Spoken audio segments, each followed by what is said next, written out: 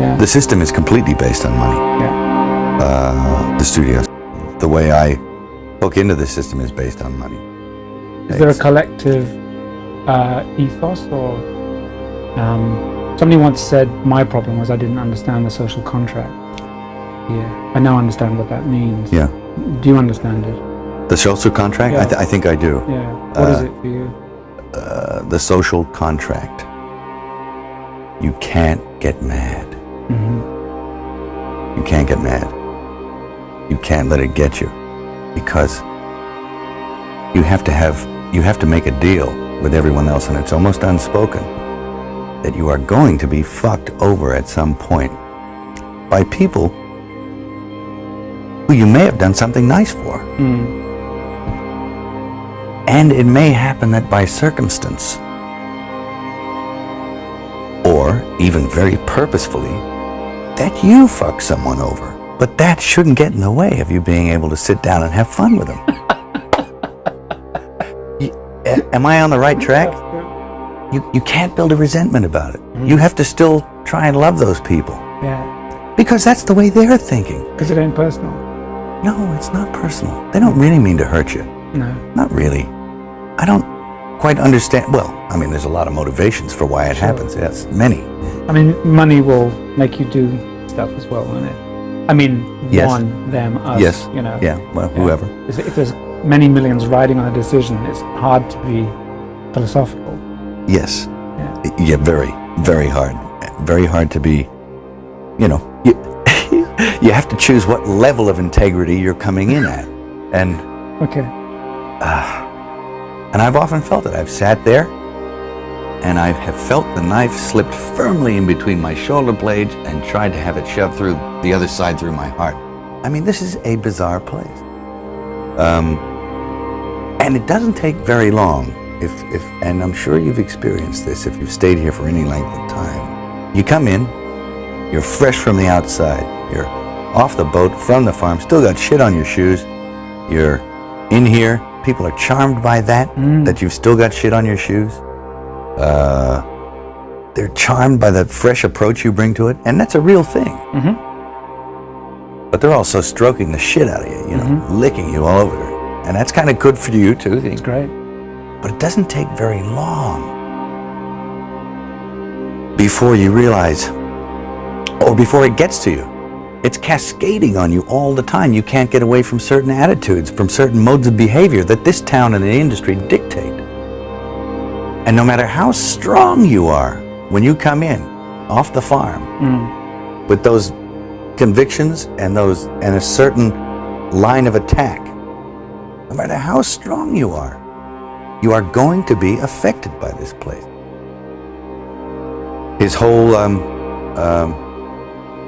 opinion about women on film, from beginning to end, is very brief. He says, women on film, either naked or dead. Both is better. And it's like, whoa, whoa. The man has got a spiritual malady for a start. I mean, the scary thing is that I think a lot of people think that. Maybe not to that extreme. There are people, well-meaning people, and you'll know within 15 minutes if this is a person you want to work with. Yeah. Christopher Walken, the first time I ever did a casting session in America, terrified me. Me too. I mean, fucking hell. I came to meet the guy. They said, he's flying in from God knows where. Yeah, but he didn't need a plane, right? Yeah. It's like he didn't need a plane. He came in, he was doing all the kind of Scorsese stuff.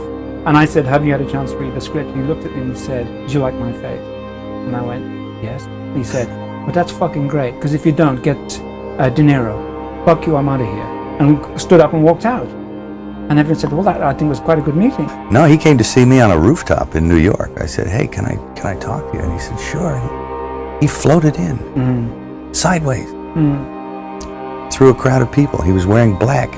And it was like one of those old vampire movies where they don't walk, but they glide. And he was a dancer, so he has he's very, graceful. Yeah. And he moved sideways and he just sat down in a chair next to me. And it kind of frightened me. And he's a very smart guy. And we started talking, and I didn't, say much of anything about reading the script. Nothing. I just started talking about the Middle Ages, and he began to talk tortures.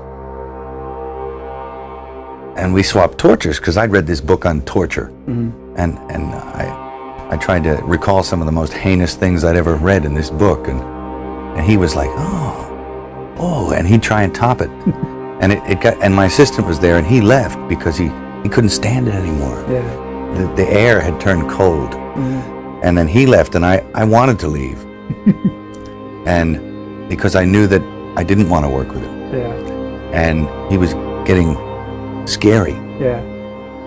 And then I turned around, and it was on top of the Peninsula Hotel. I turned around to avoid his steady gaze at one point, and I was looking at a building with the top of the sixes on it. So there was a huge illuminated triple six in red. Yeah. And I went from that to that to that, and he started smiling. And I thought, oh no, Chris Walken is the Antichrist, you know? I'll think, and you'll resent it for a little while, and you have to let it go. Otherwise, you'll eat yourself alive. And I think it takes that kind of cockroach resilience to survive in this town. When I came over here, I was in my mid-20s. Right. The first time I really came over here. You know, I had a whole bunch of weird paranoid suspicions about what the hell was going on, because there was a lot of stuff I couldn't understand. Right. And nobody was really bothering to explain it to me. They don't. And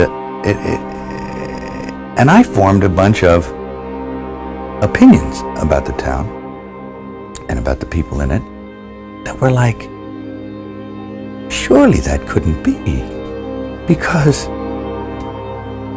a whole place can't be like, you know, Weird Town, you know, where the stranger wanders in and all the people are in the bar and they all shut up when he looks at them, and they tell you don't go into the house on the hill, and it's like that. And then you go away and you think, no, I was wrong. I mean, that's insane thinking. I'm paranoid. I imagined that stuff. That couldn't be the reason for why so-and-so was acting like, could it? And then you find out later on the track that you were exactly on track with a lot of this stuff. Not specifically on track, but that you could, that some of your worst nightmares were real at the time, and you think, now this is what I mean by actually starting to swim up or downstream with the rest of the salmon. You know, eventually, if you stay here long enough, you'll find yourself doing that. And you have to, there's a way of doing it without doing it. That takes time. And it takes relaxation. Not being uncomfortable about... Not being uncomfortable. Realizing it for what it is. Projecting. And understanding what it is. Once you understand it, well, then you're not afraid of it anymore, so you can just walk around it, and through it, and then get on with what you tried to get on with in the first place. A place like this can humiliate you. And it can humiliate you, it can be humbling. I mean, it does rip your life to pieces. If you'll let it. And it's always pounding at the walls. It's like these little guys, these little heathens with no soul downstairs with horns on their head with a battering ram trying to like beat your walls in.